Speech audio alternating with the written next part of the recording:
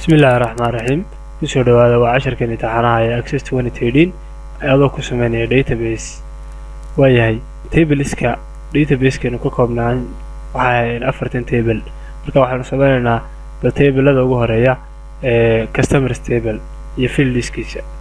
okay, access uu ku soo kacsanaa haduusan ku kacsanayn waxaad ka soo kicinaysaa access ayaad ka qoraysaa database-ka magaceedana oo soo bixinaysaa casharkeena hore aynu ku soo aragnay.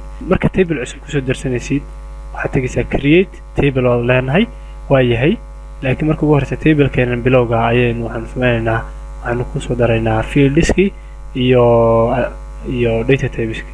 so marka ugu horeysa table-kan haddaad weydid sidan oo kale ayaa laga yaabaa inuu kaa yahay saas aad u soo furaysaa double arrow-ga hoos u jeeda ayaa ku dhufanaysaa right click ayaa leedahay. halka waxaa kaga soo baxaysa design view.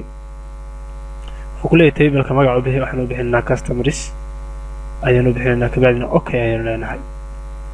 waa kan id ayuu ugu soo horeysiiyey wuxuuna ka dhigay auto increment sida aynu sheegaynay waa inoo saxsan yahay kaas. sidoo kale furaha yar wuxuu taagan yahay primary key oo ah keygan relationshipska tixgelinaya.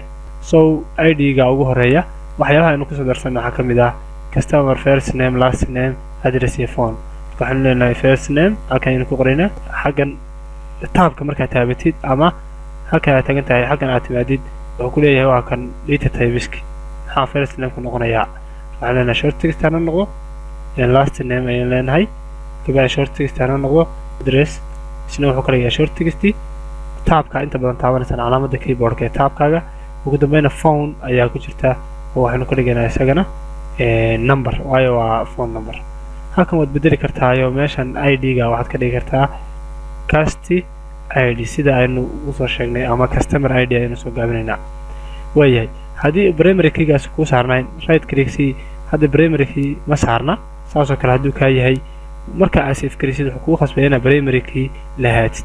marka inta badan waa inaad right click siisaa oo kan id-ga ugu horeeya aad primary key ka dhigtaa. primary keyna waa unique id weeye kaasoo xidhaya index mid la dhaho oo ah tableka kale ee relatedka. marka safe ayaynu leenahay kabacdina waxaan leenahay close. sidaa double click siisid customers table sidan ayuu kale ayuu kugu soo baxayaa qaab noocaas oo kale ayuu kugu soo baxayaa. soo xataa xog waa gelin kartaa waxaa la dhahaa data sheet view ayaa la dhahaa. waa kuwa viewskii waa data sheet view aynu taagannahay iyo design view oo ah meesha aynu wax kasoo bedelayno. sidoo kale viewska waxaa ka dhex tegi kartaa inaad right click siisid oo aad tagtid design view oo aan taagannahay ama inaad right click siisid oo tirahdid open oo wuxuu isku furayaa data sheet view. sidoo kale double click ayaa siin kartaa. marka homeka taab markaad taagan tahay ayaa viewska kuu soo baxayaan. waa inaad saasoo kale switch u samayn kartaa saasoo kale ayaa switch u samayn kartaa. waayahay bal aynu xogteena ugu horeysa gelina tablekan customer. waxaanu gelinaynaa addresskiisu waxa weeye kabacdina telefonkiisuna waxa weeye telefonka noocaas oo kale ah. qof labaad ayaynu gelinaynaa waxaanu gelinaynaa faadumo addresskiisu waxa weeye main. waayahay safe kaagama baahnaa markaad tableska joogtid automatic ayuu save garaynayaa. haddaynu close nidhaahno oo aynu double click soo sayno xogtii ayaynu ugu tegaynaa. marka xogtan accessku waa database program isaga laftigiisa waxaa loo adeegsan karaa inuu noqdo backend sidoo kale waxa uu wataa front end. so tablekii la dhaho customerska sidaa ayaanu ku sameynay. bal waxaynu eegi doonaa qaabab kale oo tableka loo sameyn karo. waayahay create ayaynu tegaynaa waxaanu tegaynaa table design geeyey design viewgii halkaasna muxuu ku dhigay table 1 ayuu ka dhigay. waxaanu sameynaa tablekan labaad ee la dhaho order.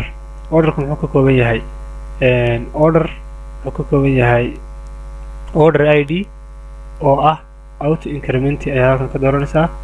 wuxuu ka kooban yahay kala customer id oo ah number waayo auto increment kama dhigi karno oo waa fieldkii labaad. kana waxaanu ka dhigaynaa primary. waxaa ka kooban yahay oo kale date oo laga yaabo inuu nagu qabsado accessku. wuxuu ku leeyahay date waa reserved word accesska ayay reserved u tahay oo u diiwaan gashan tahay markaa iska ilaali laakiin waa caadi waxbay naga dhibi mayso. daydan time ayaynu halkana dooranaynaa kabacdin haddaynu safe nidhaahno right click siino oo safe nidhaahno ama close nidhaahno wuxuu nagu khasbay inuu save garayno. so waxaan u bixinaynaa orders ayaanu u bixinaynaa close all.